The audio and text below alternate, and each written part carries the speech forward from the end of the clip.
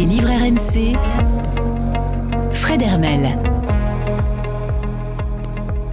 Dans toute personne qui aime les livres, il y a un enfant qui, tard le soir, lisait en cachette sous les draps, à la lumière d'une lampe de poche.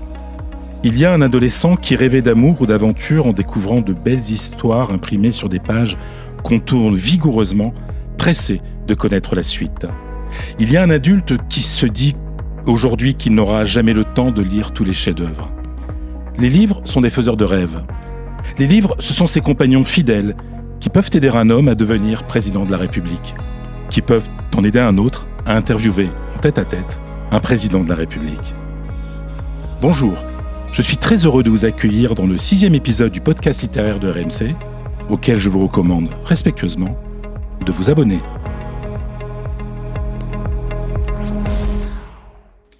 Président de la République entre 2007 et 2012, auteur à succès, dont ce dernier ouvrage, Le Temps des combats, paru aux éditions Fayard, et amoureux fou de la littérature, Nicolas Sarkozy est aujourd'hui mon invité. Bonjour Monsieur le Président. Bonjour, merci de me recevoir. Merci surtout à vous d'avoir accepté notre invitation. Alors ma première question sera la plus directe et peut-être la plus difficile de toute cette rencontre. Pourquoi écrire, Monsieur le Président? Mais si je le savais. Vous savez, ce qui compte dans la vie, c'est pas pourquoi, c'est ce qu'on fait. Je l'ai fait. Il y a 1000 raisons pour le faire. Je pourrais les expliquer chaque fois différemment avec autant de sincérité. Mais la vérité d'un homme est dans ce qu'il fait, pas dans ce qu'il dit. Pourquoi j'aime? Je ne sais pas. Ce qui compte, c'est que j'aime. Pourquoi vous aimez votre femme? Ça n'a aucune importance. Ce qui compte, c'est que vous l'aimez. J'ai eu besoin d'écrire. J'ai eu peur d'écrire parce que je respecte le livre. Mon premier livre, c'est 1994, l'histoire de Georges Mandel, le moine de la politique. Et c'est sans doute une spécificité française, qui est le rapport à l'écrit. Même ceux qui ne lisent pas respectent le livre. Vous en parlez d'ailleurs dans votre livre, je vais vous lire tout à l'heure justement, parce que c'est l'une des réflexions sur la littérature qui m'a le plus intéressé dans votre livre. Vous avez évoqué la peur d'écrire. Ça, c'est quelque chose. Moi, j'ai mis 49 ans avant d'écrire mon premier livre, justement parce que par trop de respect pour les auteurs. Mais à quel moment vous vous êtes dit, moi aussi, je vais le faire? Vous savez, c'est très curieux, moi, le rapport à l'écriture. Je passe des mois, voire des années sans écrire. Et tout d'un coup, je me mets à mon bureau et je commence à écrire. C'est une urgence? Une urgence. Il n'y a pas de choix, il faut le faire. Et ça me prend 8 ou 9 heures par jour. D'ailleurs, c'est physiquement épuisant d'écrire. Il faut vraiment ne pas avoir écrit dans sa vie pour ne pas savoir que écrire fatigue physiquement et pas simplement intellectuellement. On transpire même quand on écrit. Ah oui, on transpire, on a chaud. Surtout moi, j'écris à la main, toujours de la même façon, sur des feuilles où j'écris au recto, jamais au verso, sans ligne, feuilles que je corrige et je garde tous mes manuscrits. Debout comme Victor Hugo? Non, ou comme Balzac. Balzac. Non, j'ai pas la robe en cachemire de Balzac. Je ne me fais pas mon café comme Balzac et je n'écris pas debout. Votre dernier livre, Le Temps des combats, entre dans une série de ce qu'on peut appeler vos mémoires, tout simplement. Pourquoi cette nécessité de raconter votre passage à l'Élysée? Parce que j'ai voulu expliquer aux gens comment ça se passait dans la cabine de pilotage. J'ai voulu les prendre par la main et j'ai voulu leur montrer que la vie politique, c'était une matière chaude, pas une matière froide. Et je pense que les biographies, quand elles se limitent au seul texte, elles sont trop froides. Moi, j'admire des génies comme Zweig, c'est-à-dire qui mettent dans les biographies les sentiments. Donc, tout ce que je dis, je le crois profondément. Mais c'est pas forcément la vérité des autres. C'est mes sentiments, ce que j'ai ressenti au moment de prendre une décision. Pourquoi j'ai choisi une personne? Comment ça s'est passé? Qu'est-ce qui s'est passé? Comment ça fonctionne pour un président de la République? J'ai voulu l'écrire de l'intérieur, pas comme un historien. L'historien va analyser les textes, les traités, les discours. Mais les textes, les traités, les discours ignorent une chose, les sentiments. Ça veut dire que chaque mot de vos nombreux livres, et surtout de ce dernier, Le Temps des combats, a été produit par une émotion? Oui. C'est-à-dire, chaque seconde de ma vie, c'est le produit d'émotions. On m'a souvent reproché d'ailleurs d'être sentimental ou d'avoir des émotions. Lorsque j'ai voulu être président de la République, je me suis dit, je veux pas être un monstre froid. Je veux être vivant. Bon, on le sent très bien d'ailleurs dans vos livres. Justement, est-ce que vous aviez envie aussi de figer vos souvenirs de l'Élysée? Parce que l'écrit, ça fige, ça reste. Non, j'avais envie d'expliquer. Vous savez, il y a tellement de gens qui savent pas et qui parlent. Autorisez au moins celui qui a vécu les événements à donner sa part de vérité. Est-ce aussi une manière pour vous de réfléchir à nouveau sur votre action des années plus tard, au calme, de aussi juger votre action avec, bien sûr, avec bien la sûr. distance du temps? Oui, mais même indépendamment du jugement, faire le clair dans ses idées, dans sa tête. Prenez l'exemple de mes rapports avec Jacques Chirac. J'ai eu des milliers de conversations avec Jacques Chirac. On s'est beaucoup aimé et on s'est beaucoup détesté, beaucoup affronté. On ne résume pas la réalité des rapports humains entre Jacques Chirac et moi par l'humeur d'un moment. C'est complexe. Ça me prend du temps pour faire le tri dans mes émotions, positives ou négatives. Prenez Angela Merkel. Il n'y a pas plus différent qu'Angela Merkel et moi. Et pourtant, on s'est très bien entendu. Quelle était la nature de nos relations? Comment ça se passait? Si je décris ça de manière pointilliste, on n'y comprend rien. Je suis obligé de m'asseoir au bord de la Lune, de me regarder, de regarder Angela et de comprendre ce qui s'est passé. Et pour comprendre, c'est a posteriori. Et donc, l'acte d'écriture permet une meilleure compréhension, vous pensez, de meilleure réflexion? L'acte d'écriture permet de laisser décanter, de laisser la poussière de l'actualité partir pour arriver au cœur du problème, au cœur de la centrale atomique, au cœur de ce qui est important, et d'éliminer ce qui n'est pas. Par exemple, moi j'écris sans archives, parce que si j'écris avec les archives de l'époque, je suis l'actualité de l'époque, mais je ne l'analyse pas. Vous êtes conditionné en fait. Conditionné par ce que je lis. Oui, oui. Donc il me suffit d'une date, d'un article, d'une couleur, et tout me revient. Et je ne voulais pas faire le résumé de l'actualité de l'époque.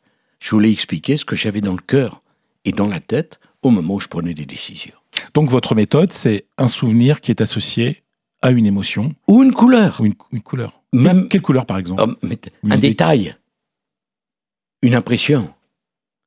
Ce jour-là, il faisait chaud. Ou ce jour, si vous voulez, si vous prenez l'événement HB, la prise d'otage, il y a très longtemps, il m'a suffi de me souvenir du printemps 1993, et tout me revenait. C'est des détails qui permettent de faire ça. C'est pour ça que c'est long. Si vous saviez comme le temps des combats m'a demandé du temps pour écrire. C'est 743 pages manuscrits. C'est beaucoup, beaucoup, beaucoup de travail. J'adore ce dicton populaire. Je n'ai pas eu le temps d'être bref. C'est magnifique. Mais écrire de cette manière, n'est-ce pas une manière de parler encore et toujours aux Français? De conserver ce lien? Vous savez, c'est toujours ce que j'ai voulu. Moi, j'aime et j'ai voulu être aimé. Au fond, je n'aime qu'une chose, c'est partager. J'aime qu'une chose, c'est échanger. Comment pourrais-je résumer ça? J'aime les gens.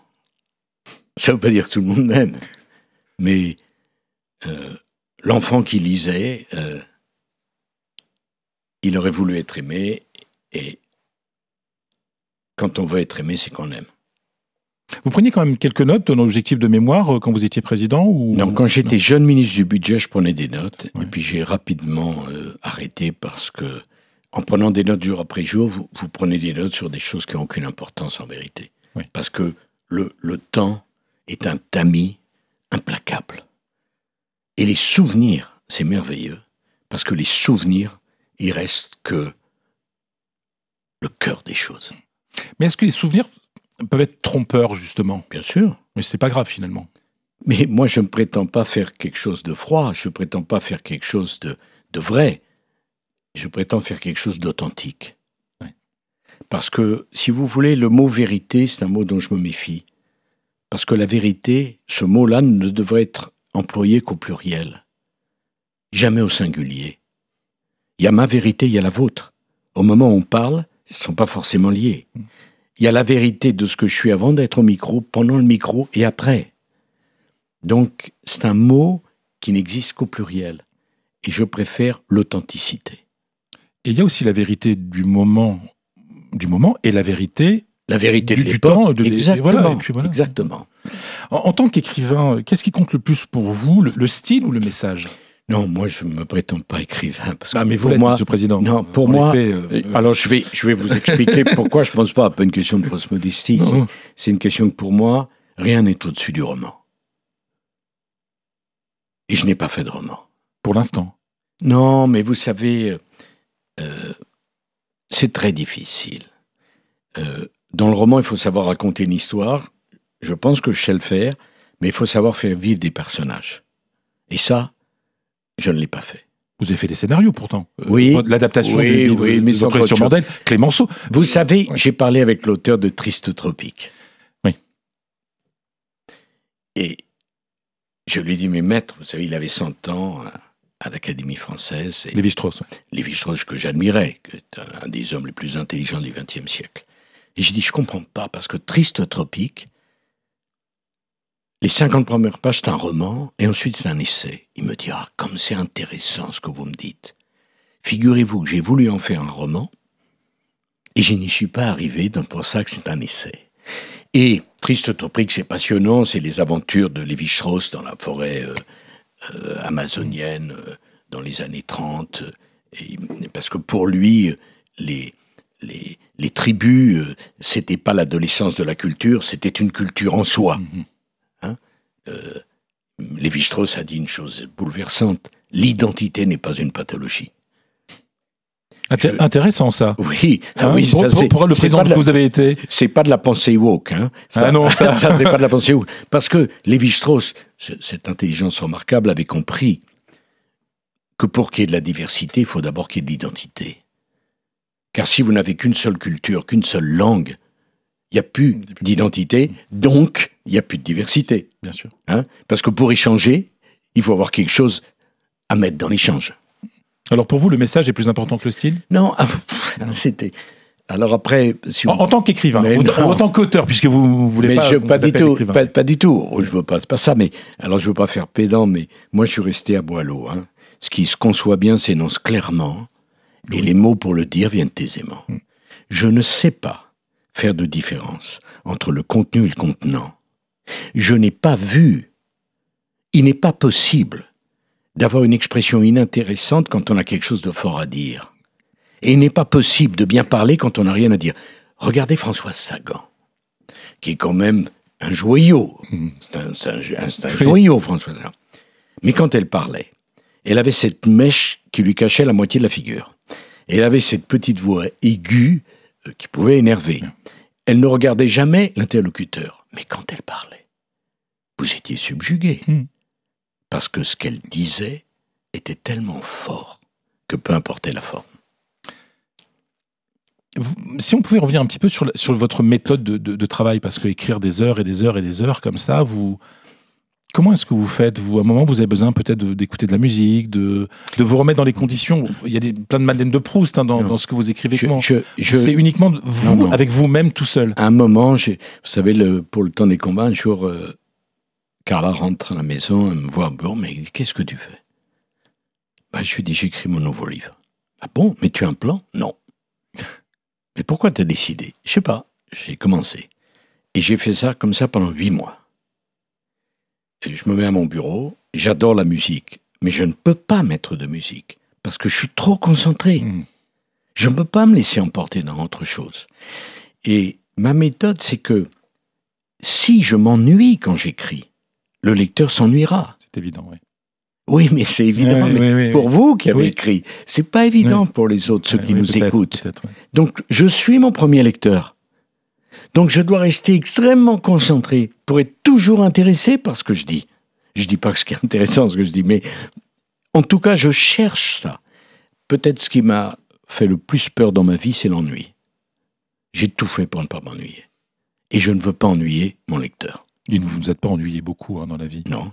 De ce côté-là, c'est réussi. Ça réussit. De ce côté-là, c'est réussi. Plusieurs présidents de la République ont beaucoup insisté sur leur amour de la littérature. Pompidou a récité du Paul Éluard en conférence de presse, a d'ailleurs publié une anthologie très célèbre de la poésie française. Mitterrand a posé un livre à la main pour la photo officielle dans une bibliothèque. Mais vous n'avez jamais mis en scène votre amour des livres. Pourquoi ? Bon, c'était sans doute d'abord une erreur. Ensuite, moi, je me suis fait tout seul. Je suis pas agrégé, je suis pas énarque. J'ai pas eu un professeur de français qui m'a ouvert à la littérature. Tout ce que j'ai découvert par moi-même. Et donc, le livre que j'aime, je l'incarne. C'est pas une posture. Et par ailleurs, comme vous le savez, je suis de droite, si on peut dire les choses comme ça. En tout cas, j'ai jamais été de gauche. Donc en France, il y a une prétention de l'intelligentsia. Si vous n'êtes pas de gauche, vous n'êtes pas cultivé. Si vous êtes de gauche, vous êtes cultivé. Vous savez, les pauvres gens du Nouvel Observateur, je dis les pauvres parce que j'ai de la peine pour eux, quand j'étais président, avaient fait la liste des livres que j'aurais dû lire pour être quelqu'un de bien. Voilà. Bon. Et là, je me suis dit, je comprends vraiment pourquoi je suis pas de gauche. En tout cas, j'ai pas cette forme de prétention. Et donc, j'ai découvert par moi-même. Vous comprenez, moi, quand je lis Madame Bovary, moi, je vais pas lire le Lagarde et Michard de la littérature pour savoir. Non, pour moi, dans Madame Bovary, celui qui me touche, c'est Monsieur Bovary. Parce que lui, il sait aimer. Il aime. Il n'est pas intéressant, il n'est pas beau, mais il sait aimer. Dans Anna Karenine, celui qui me touche, c'est Monsieur Karenine. Parce que quand Anna est sur le point de mourir, elle appelle Vronsky, l'amant, le mari. Ils se mettent autour du lit de la mourante, qui ne va pas mourir, et dit, tous les deux, on va la sauver. Voilà un homme. C'est de l'amour. Qui sait aimer. Hein? Dans La Chartreuse de Parme, c'est Mosca qui abandonne le poste de Premier ministre de Parme par amour. C'est pas Fabrice. Voilà. Donc, moi, je prétends pas là non plus à la vérité. Mais quand j'aime, j'aime. Quand j'aime pas, j'aime pas. Et donc la littérature, oui, c'était pas pour moi une posture. C'était pas faire le malin posant avec un livre où on dit je connais tout. Parce que souvent j'entends des gens qui savent tout et qui n'expriment rien. Mais est-ce que c'était aussi peut-être une manière de protéger votre jardin secret ? Voilà, ça c'est à vous, c'était pour vous n'aviez pas à la partager avec le public. Mais vous savez, j'ai eu beaucoup de critiques dans ma vie, ce qui est tout à fait normal quand on a une vie publique. Quand je me suis marié il y a 17 ans avec Carla, il y a un certain nombre de gens qui m'aimaient relativement peu et qui ont dit il a appris à lire maintenant. Donc la prétention infinie de cette intelligentsia. Mais parfois j'entends certains parler de livres, mais ça me tombe des mains. La littérature, c'est quelque chose de physique, c'est émotif. Quel est le plus beau cadeau qu'on peut faire à un ami ? Lui recommander un bon livre. Il n'y a pas de plus beau cadeau. Mais vous lui recommandez pas, vous dire parce que si tu le lis, ça sera bien, tu feras cultiver, tu feras ceci, tu feras ça. Non. Vous voulez faire du bien à l'ami à qui vous vas offrez passer un moment formidable, oui, où tu vas oublier tous les soucis du moment. Parce que le livre, il trahit jamais. Vos proches disent de vous que vous êtes un lecteur compulsif. Est-ce une bonne définition ? Compulsif, je dirais pas. Je suis un lecteur régulier. Depuis des décennies, je lis 50 pages par jour. C'est très scolaire, mais il faut dire une chose. Si vous lisez quand vous avez le temps, vous ne lisez pas. Pour moi, la lecture, c'est un acte de santé publique. J'en ai besoin, surtout dans des métiers comme celui que je faisais avant, où on parle tout le temps. Il faut bien recharger les batteries, il faut bien remettre de l'essence dans le moteur. Et la confrontation avec des gens tellement plus intelligents, tellement plus brillants, qui ont fait des choses tellement extraordinaires, me rechargeait. Et donc, dans mon agenda, tous les jours, je mets le mot 50. Quand j'ai lu 50 pages. Et quand j'ai pas lu 50 pages, ma journée est un échec. Parce que la lecture est une priorité pour moi. Elle n'est pas une anecdote. Je n'achète pas un livre pour le lire en vacances. je lis parce que c'est une façon de vivre. Je lis parce que c'est un besoin. Et par ailleurs, pour mes enfants, la monstration est tellement plus importante que la démonstration. Tous les parents merveilleux qui disent à leurs enfants « tu dois lire » et qui lisent jamais. Eh oui. C'est un problème. Ou tu dois pas fumer et qui fument. Donc ils m'ont toujours fait lire. Et tous mes enfants aiment la littérature. Quel est votre auteur préféré, Monsieur le Président? C'est compliqué comme question, non, je sais, mais... c'est simple, la bibliothèque. Parce que, comment pouvez-vous, vous qui êtes un amoureux de la littérature, me demander ça? C'est impossible. Mais je peux même vous dire mieux que... Quel est le livre le plus important pour moi? La bibliothèque. Parce que un jour, ça a été Les Misérables. Un autre, ça a été Notre-Dame de Paris. Un troisième, ça a été Voyage au bout de la nuit. Peu importe. J'ai besoin de lire. J'ai besoin de la compagnie des livres. Chez moi, la bibliothèque à droite, c'est tous les livres que j'ai lus. La bibliothèque à gauche, c'est tous les livres qui me restent à lire. Et si vous saviez comment elle est large à gauche. Bon, et c'est comme ça qu'il faut voir le livre. Quel est le livre le plus important? Le dernier qui vous a emporté. Si je vous disais, voilà, ce livre-là, c'est... Non. Alors, tu n'as rien eu depuis qui t'a bouleversé, qui t'a entraîné? Non, à chaque fois, c'est un choc. Et je vous dis d'ailleurs une faiblesse, même quand j'aime pas un livre, je suis obligé de le terminer. Par respect pour la... Parce que vous connaissez ça le sera travail. Un échec. Voilà. Ça sera un échec pour moi. Je peux pas. Je vais au bout du livre. Même s'il est vraiment mauvais. Oh, on a comme le droit de refermer un livre au bout de 50 pages. Eh ben moi, j'y arrive pas. Ah, voilà, j'y arrive pas. Je vais jusqu'au bout. Alors, comme je vous l'ai dit, il m'arrive de lire des essais, bien sûr. Ça m'arrive naturellement. Ou des biographies. Si vous voulez, la biographie de Jean-Christian, petit-fils de Jésus, c'est quelque chose... extraordinaire. Jean-Christian, petit-fils. Mais là, on parle d'un truc... Ah oui. Mais si vous voulez, cette biographie, que je conseille d'ailleurs, bon, il a mis plus de 30 ans à l'écrire. Mais c'est exceptionnel. Vous voyez, donc il m'arrive de lire la biographie. Mais quand même, mon choix du cœur, c'est le roman, après le roman, et toujours le roman. Le 19e siècle a tout changé. Que ressentez-vous quand vous lisez, Monsieur le Président? Est-ce que vous ressentez ce que ressentent les personnages, ou c'est finalement le lien que les personnages ont avec vous, avec votre propre histoire? Non, mais moi, je vous le dis, je suis dans l'histoire. Dans l'histoire. Je suis dans l'histoire. Voilà. Hein? Vous laissez emmener par l'auteur. Je suis avec Monte Cristo, je suis avec Cosette, je suis dans l'histoire. Voilà.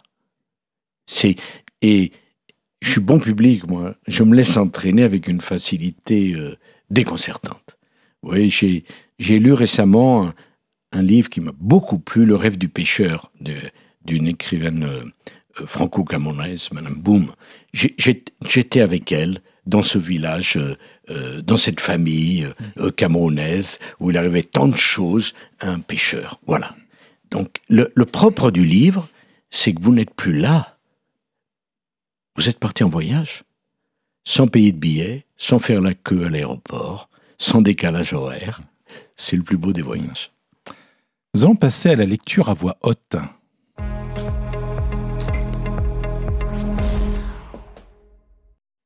Alors, comme à chaque épisode, Monsieur le Président, j'ai choisi pour l'inviter un extrait de son livre. Pouvez-vous nous lire, s'il vous plaît, la page 225 ? Le mois de novembre, marqué par la Toussaint, incarne le temps des morts et celui de l'empreinte qu'ils ont laissée dans nos mémoires. Chacun a les siens. Avec l'âge, on en a même de plus en plus. Ils sont partis, mais ils demeurent. J'aime évoquer le souvenir de ceux qui m'étaient si chers. Ma mère, mon grand-père, ma tante, mes amis proches, Jean-Michel, Jean-Marc et aussi mon père. Je porte chacun de mes morts en moi, je pense souvent à eux. Où sont-ils? J'aimerais tellement que leur vie ait eu un sens. Ce n'est pas la mort qui fait peur, c'est l'ignorance à laquelle nous sommes condamnés et qui nous accable. Ce n'est pas la mort qui fait peur, c'est l'ignorance à laquelle nous sommes condamnés et qui nous accable. C'est très beau, Monsieur le Président. Merci. Ah, mais vraiment, c'est l'une de mes phases préférées de ce très gros livre. Merci pour cette lecture, déjà, c'est gentil de votre part. Vous évoquez très bien le rapport que vous avez à la mort des autres. Mais quelle relation entretenez-vous avec l'idée de votre propre mort? Vous savez, chaque fois que je fais un enterrement, et ça m'est arrivé souvent, en vérité, je vais au mien. C'est un peu de vous qui s'en va aussi à chaque fois, quand il y a quelqu'un de proche. Et puis, je sais qu'un jour, on sera tous dans la boîte. Et la notion de couple, chez moi, est très important. Il n'y a pas de vie sans la mort. Il n'y a pas de succès sans échec. L'un va avec l'autre d'une façon inéluctable. Et donc, très jeune, je pensais déjà que la vie était courte. Et c'est le mystère de l'être humain. C'est en même temps, c'est pathétique et en même temps admirable. On vit le temps d'un timbre-poste. Et pourtant, on construit Notre-Dame de Paris pour rester éternel. Cette très belle réflexion philosophique que vous faites, cette dernière phrase que je viens de citer, je pense qu'on aurait du mal à l'inventer à l'oral. Ne pensez-vous pas que c'est uniquement l'écriture qui permet la création de ce genre de phrase? Oui, vous avez raison. Je pense surtout que le livre ne permet rien qui soit médiocre ou moyen. C'est joli. Je pense surtout que écrire un livre, c'est dangereux. Parce que l'échec, c'est dans la vie, mais faire un livre qui déçoit où il n'y a rien, c'est encore plus dangereux. L'écriture, on ne peut pas tricher avec ça. On ne peut pas truquer. On ne peut pas mentir. L'écriture porte en elle-même une vérité par la difficulté de cette écriture. Alors je sais très bien que certains ont des ghostwriters, pour pas dire... mais après tout, Dumas en avait bien un, et c'est un talent sans doute de trouver un ghostwriter. Oh, vous savez, moi j'avais adoré le livre d'Ingrid Betancourt, Même le silence a une fin. C'est un livre exceptionnel, hein, c'est le titre d'un poème de Neruda. C'était magnifique. Mais la médiocrité n'est pas autorisée avec l'écriture. Il y a une exigence, une difficulté. Hein. C'est un peu comme si vous allez faire de l'alpinisme. Si vous attaquez à l'Himalaya, vous ne pouvez pas partir avec un matériel moyen. Vous êtes un grand supporter de football. Moi aussi. Alors vous, c'est le PSG. Moi, c'est le Racing Club de Lens. Et le Real Madrid. Et le Real Madrid en deuxième. Allez, en deuxième. Mais un match Lens-Real, il n'y a pas photo pour moi, hein, je vous assure. Michel Platini, qu'on peut considérer comme le plus grand joueur français de tous les temps, avait dit qu'arrêter sa carrière avait été une petite mort. Est-ce que quitter l'Élysée, avec le recul, vous a semblé la même chose? Non. Non, vous savez pourquoi? Parce que moi, je me suis inspiré de Dostoïevski. Crimes et châtiments. Raskolnikov, la dernière phrase magnifique. Ainsi commença la Renaissance, lente mais certaine de Raskolnikov. La vie n'est pas une succession de petites morts. La vie est une succession de renaissances. Donc après l'Élysée, c'est une renaissance. Mais justement, vous m'amenez très gentiment à la prochaine question sur la religion, parce que dans une interview, on vous avait demandé avec quel personnage historique vous aimeriez déjeuner, vous avez répondu Jésus. Et je rappelle aussi que vous avez sorti un livre d'entretien en 2004 aux éditions du Cerf, qui s'appelait La République, la religion, l'espérance. La religion compte pour vous? Oui, beaucoup. Enfin, moi je ne suis pas pratiquant, mais ce qui compte, c'est la transcendance. Ce qui compte, c'est le beau. Je regrette que des mots aient totalement disparu du vocabulaire aujourd'hui public. Le mot âme n'existe plus. C'est un très joli mot. Le mot beau. Au prétexte que le beau est subjectif, on ne l'utilise plus. Pour pas mélanger. Non, on parle que du réglementaire. Il vaut mieux faire un cube affreux mais réglementaire que prendre l'initiative d'un geste. Et donc, la transcendance, le sens de la vie, c'est quelque chose qui m'intéresse. J'ai eu des discussions assez nombreuses avec le pape Benoît XVI, que j'aimais beaucoup, qui m'a reçu. Son livre sur Jésus est incroyable. Et il a consacré, exactement, il a consacré sa vie à réfléchir à deux choses, la foi et la raison. Et un jour, nous en parlions, il me posait la même question que vous. Mais pourquoi ça vous intéresse tant? Comment ne pas s'intéresser? La vie, la mort, le sens, c'est quand même important. Et il m'a répondu après un long silence. Il m'a dit, vous savez, après y avoir consacré toute ma vie, je peux vous dire une chose, la foi est un choix raisonnable. Ben, il y a de quoi passer la journée à réfléchir sur cette voire cette 2-3 phrase. jours. Finalement, l'acte d'écriture ne serait-il pas un peu une recherche d'une forme d'éternité? Sans doute. Ou de vouloir laisser une trace. Vous savez, on ne peut pas vouloir être aimé de son vivant et se résoudre à être oublié après sa mort. Dans Le temps des combats, votre dernier livre, publié chez Fayard, je le rappelle, vous avez une réflexion sur le rapport des Français à la littérature qui m'a beaucoup intéressé. Vous l'avez déjà évoqué, je vous cite. Alors c'est une réflexion que vous faites parce que vous étiez un hommage à Charles Péguy. Et vous dites, je prends la bonne page, il ne fallait pas oublier que la France, encore aujourd'hui, est un pays où l'on admire la littérature, les écrivains, la belle langue. Même ceux qui ne lisent pas ou peu révèrent ce qui les rebute ou ce qu'ils ignorent au quotidien. Il y aurait même un paradoxe à souligner qu'en France, moins on lit, plus la littérature est respectée, parce que rare. C'est étrange mais vrai, cela demeure une spécificité française. Oui, j'y crois. C'est une... Et d'ailleurs, c'est pas rien que le président de la République ait voulu chercher souvent le contact par l'écriture. Bon. Jacques Chirac, je ne suis pas sûr qu'il ait écrit lui-même ses mémoires, mais si vous prenez Général de Gaulle, Georges Pompidou, François Mitterrand, il y a une tradition de l'écriture.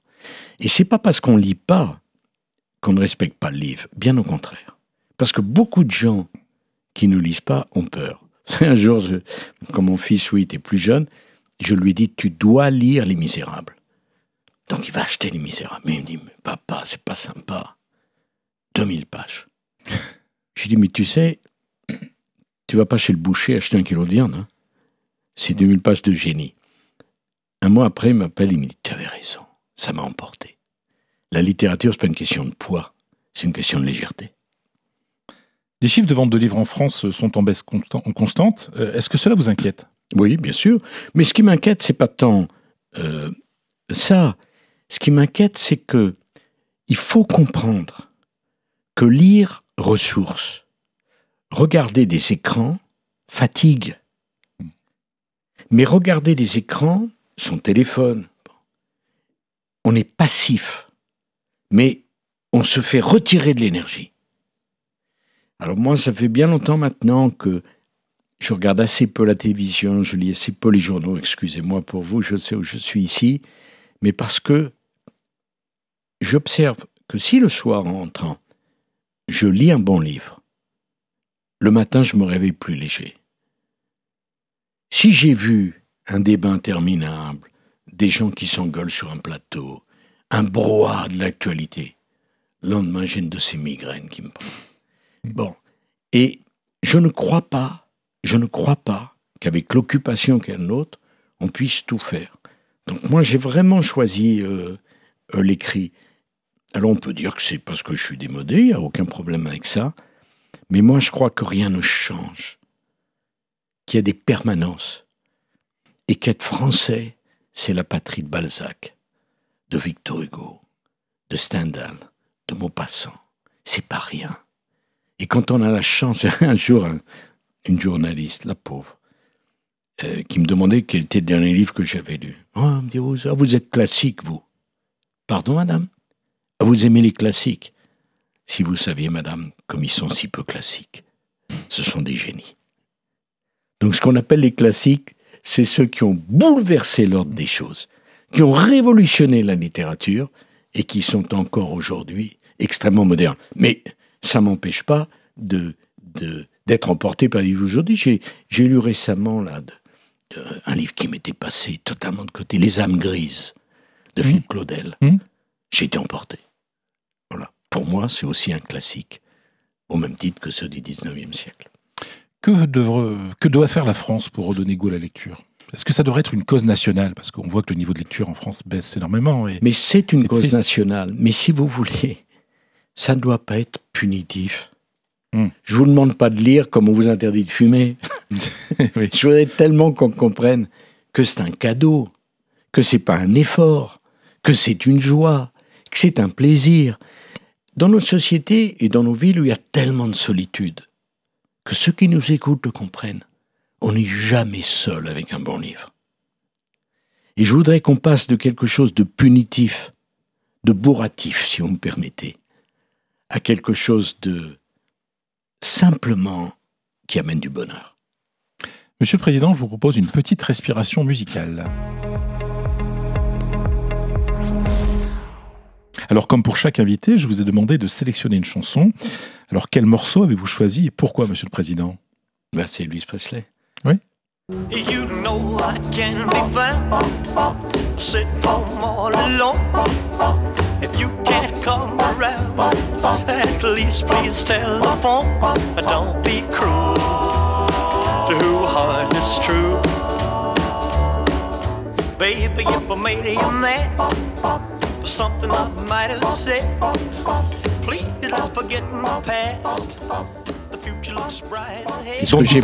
Est-ce que j'ai besoin d'expliquer? D'accord. Je vais l'entendre. Oui. Mais vous savez, là encore, la monstration, c'est plus important que la démonstration. Pourquoi? D'abord, j'aime énormément Elvis Presley parce que je pense qu'il n'a jamais existé une voix comme ça. C'est un instrument de musique. Oui. Mais surtout, je voudrais que ceux qui nous écoutent, qui nous entendent, comprennent que ça a été enregistré, le morceau que vous venez de passer, il y a plus de 70 ans. Ça n'a pas pris une ride. C'est vrai. Parce que le génie est indémodable. Parce que le génie est intemporel. Ça a 70 ans.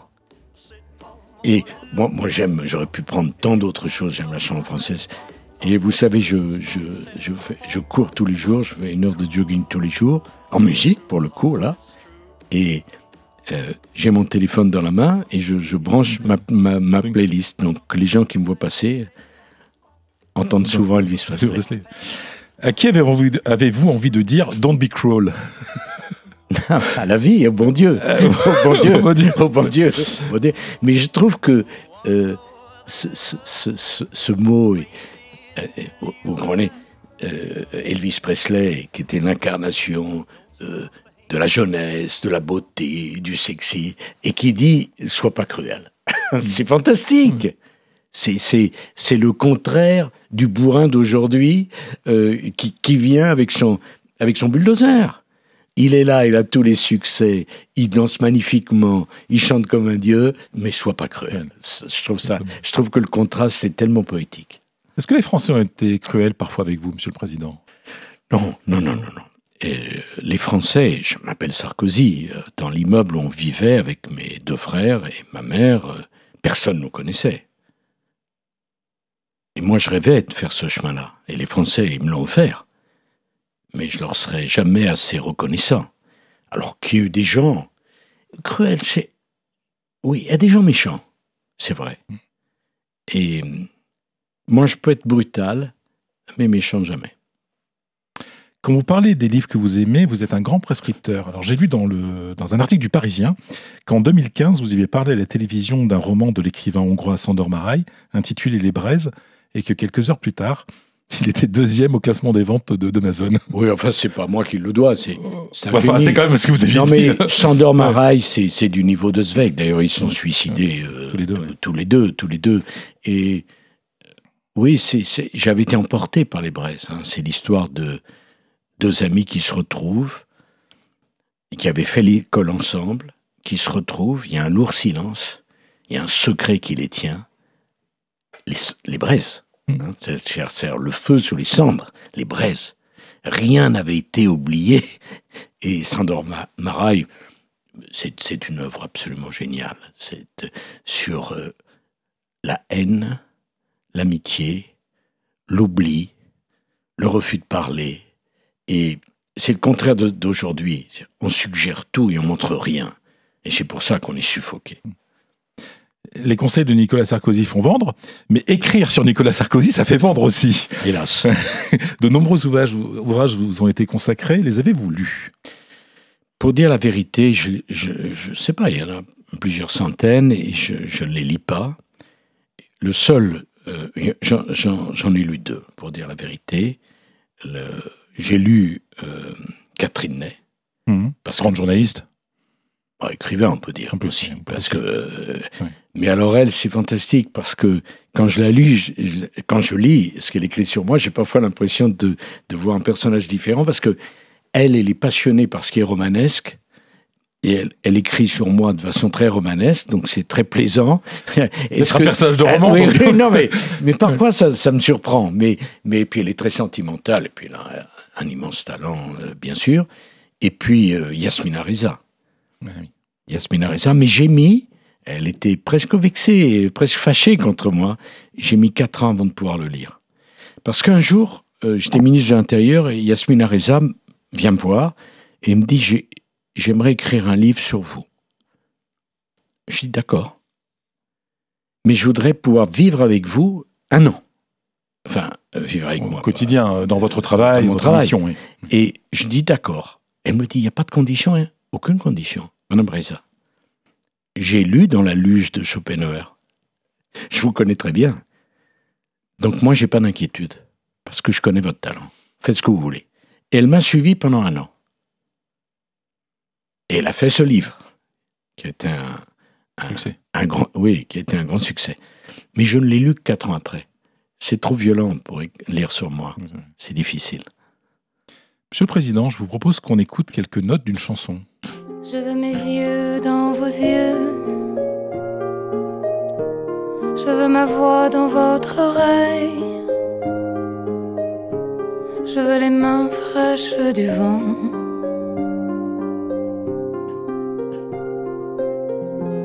Je veux encore le mal d'aimer,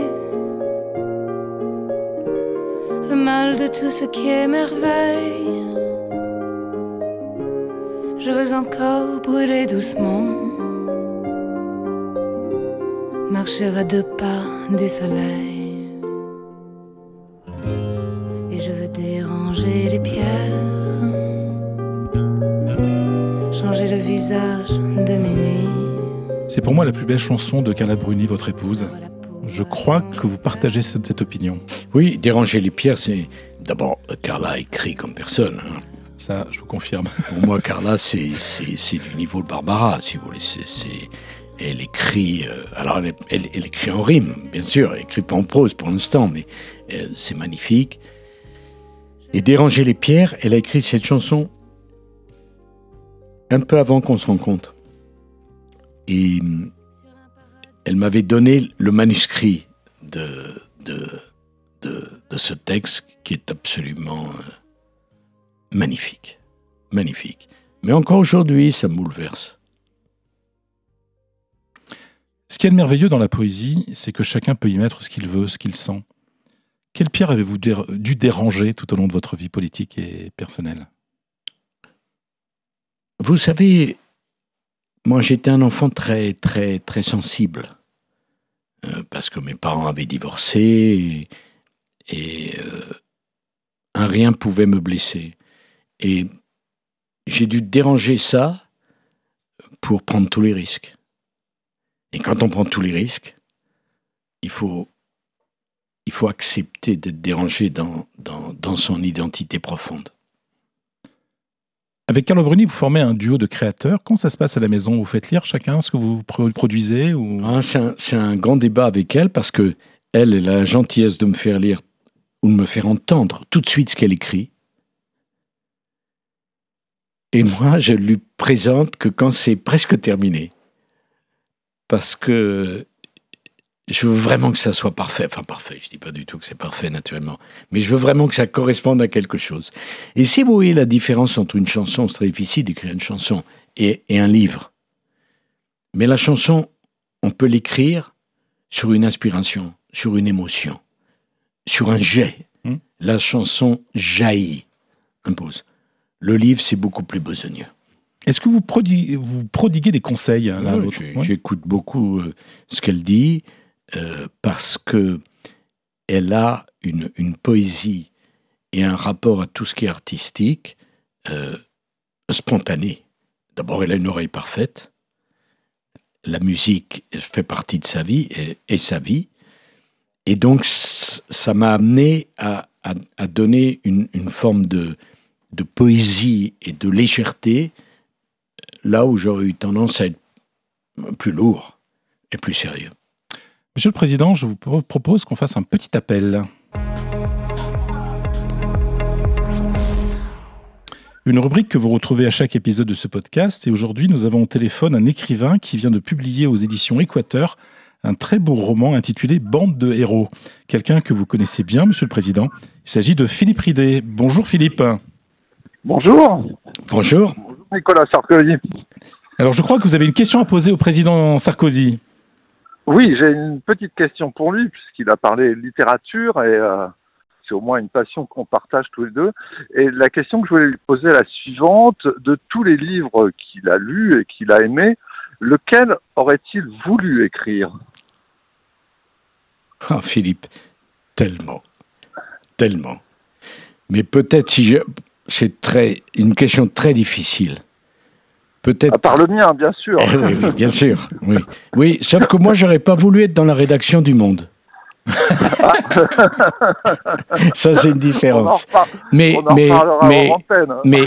Mais pour dire les choses, j'aurais tellement voulu écrire les biographies de Zweig, Marie-Antoinette, Marie Stuart, parce que, pour te dire la vérité, un roman, j'en aurais aimé en écrire tellement, mais je me sens parfaitement illégitime.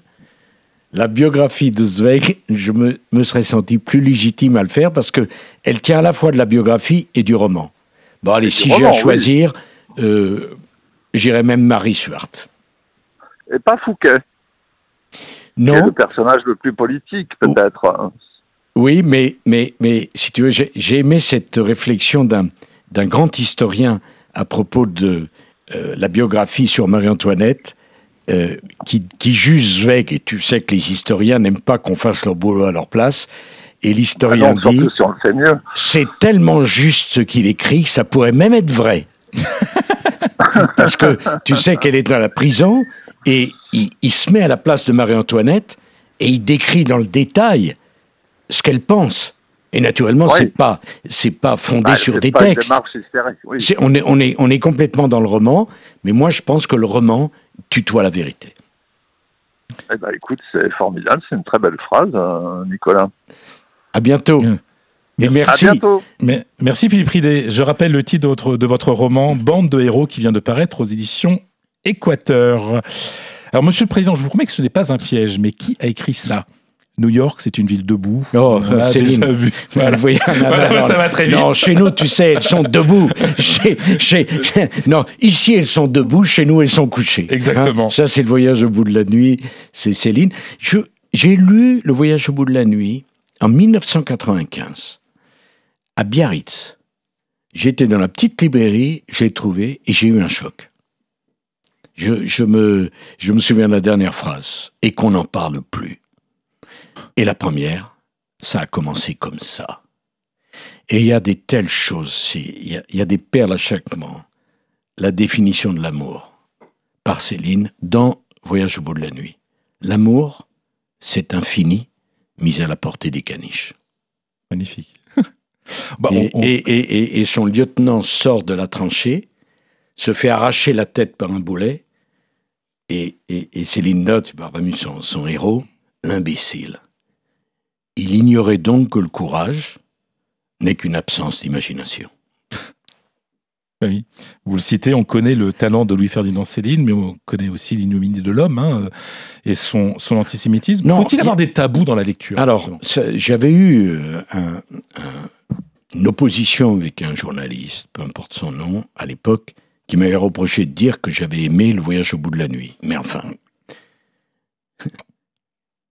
On peut aimer Le Voyage au bout de la nuit et détester l'antisémitisme.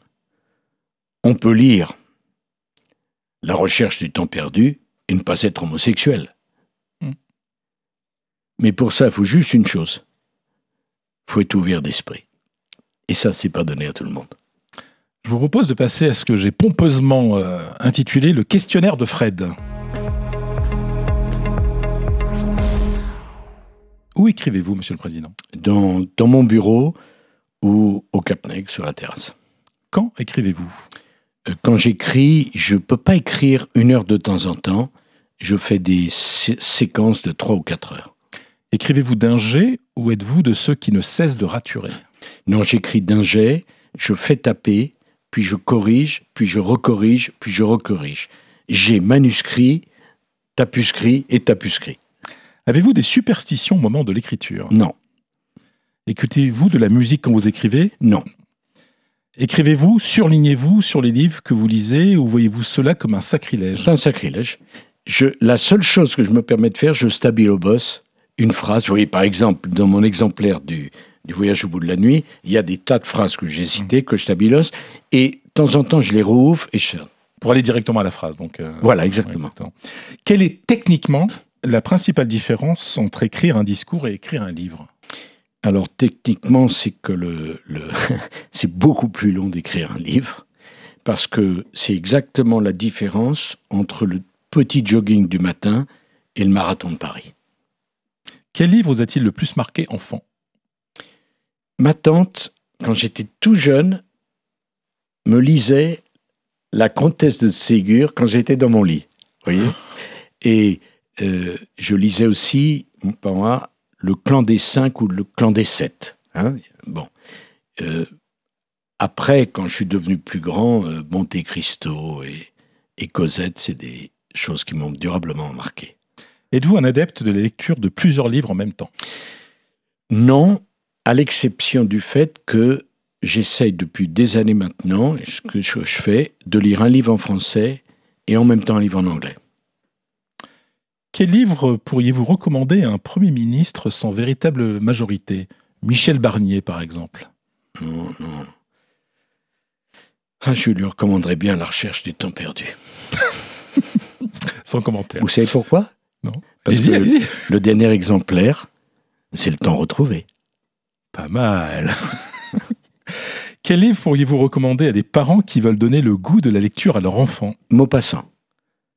Maupassant, c'est vraiment la porte d'entrée vers la littérature. Parce que Maupassant, c'est un niveau inégalable.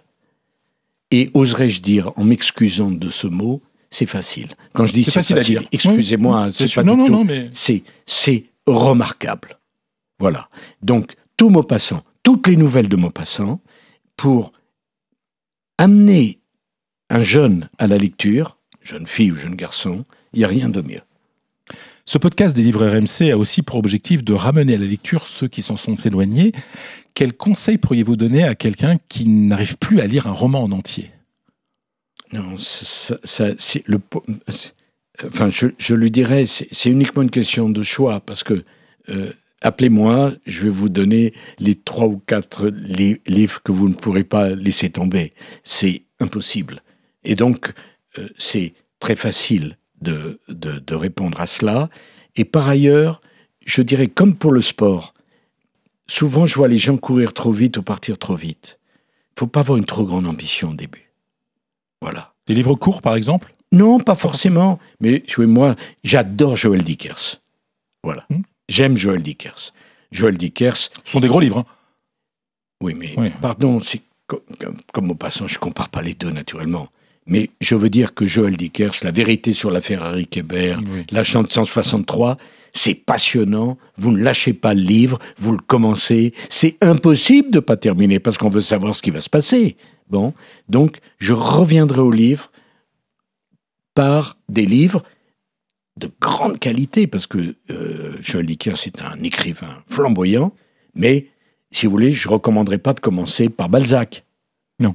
Et que j'aime Les passionnément. phrases sont très longues quand on se remet. Non, mais il y a beaucoup de descriptions, voilà, il y a beaucoup de choses autour. Donc, j'irai aux livres qui vont directement à l'essentiel. Auriez-vous un livre à nous recommander, Monsieur le Président, un livre actuel? Un livre actuel, j'en ai cité. Je vous dis, le dernier que j'ai lu, c'est Les Guerriers de l'hiver. Monsieur le Président, un jeune écrivain très talentueux a laissé un message avec une question à votre attention sur le répondeur de RMC. Je vous propose de l'écouter. Ma question est assez simple. Moi, je dois vous admettre que je lis parce que j'ai un père qui m'a appris la valeur de la lecture. Je n'étais pas lecteur enfant, je le suis devenu un peu plus tard, en grande partie grâce à mon père. Et ma question, vous devez le deviner maintenant, est à mon père. Alors, papa, toute ta vie, on t'a défini, assimilé à un homme d'action, de force, de volonté, ce que tu as été, mais pourtant, dans tes goûts littéraires, on voit un peu l'inverse. Un homme qui aime la romance, les histoires d'amour, les grands romans du 19e siècle. Et je trouve que dans cette ironie, dans ce paradoxe, il y a quelque chose d'intéressant. Donc, j'aimerais te poser comme question, papa, qu'est-ce que tu trouves dans ces romans amoureux, dans les grands génies français du 19e, que tu n'as peut-être pas trouvé dans ta vie politique, qui, elle, il est vrai, était comblée d'énergie et parfois même de violence. Merci à vous deux. Louis, votre fils. Ouais. Bonne question, hein? Oui, c'est fou. D'abord, je suis fier de lui, mais c'est fou parce qu'il parle là aussi. Et ça aurait pu être Jean aussi, hein, dans le phrasé. Et puis, je suis fier de mes fils qui ont une grande culture et qui lisent beaucoup. Mais tu vois, dans ma vie, j'ai souvent été décrit comme un combattant, comme une force, une énergie. Mais en même temps, je suis sentimental. Et donc, la politique m'a donné le combat et la littérature m'a donné le sentiment. Et les deux, ça fait une énergie. Alors, Louis Sarkozy, votre fils, vient de sortir aux États-Unis un essai sur les goûts littéraires de Napoléon. Je précise que le livre sera disponible en français au printemps. Oui, puis je trouve qu'alors là, pour le coup, il a fait un truc fantastique parce que il y a des milliers de livres sur Napoléon. Et vous savez, le plus important dans la littérature, tout a déjà été dit. Je t'aime, tu m'aimes, est-ce que ça va durer? Tout a déjà été écrit. Ce qui compte, c'est l'angle. Et je trouve que l'angle qu'il a trouvé, les lectures de Napoléon, c'est vraiment original et intelligent. C'est déjà la fin du 6e épisode de votre podcast des livres RMC. Merci beaucoup, Monsieur le Président, pour votre visite. Merci, c'était un bonheur d'être invité par vous. On rappelle le titre de votre dernier livre, Le temps des combats, paru aux éditions Fayard. On se retrouve très vite pour le prochain épisode. Ce podcast est à écouter et réécouter à toute heure du jour et de la nuit sur rmc.fr et sur l'appli RMC. N'hésitez pas à partager le lien sur les réseaux sociaux et à faire des commentaires et surtout, abonnez-vous. Et on se quitte avec un peu de musique d'Astor Piazzolla. Et allez, pour vous, Monsieur le Président, quelques vers de Lamartine. Pourquoi le prononcer, ce nom de la patrie? Dans son brillant exil, mon cœur en a frémi. Il résonne de loin dans mon âme attendrie, comme les pas connus ou la voix d'un ami.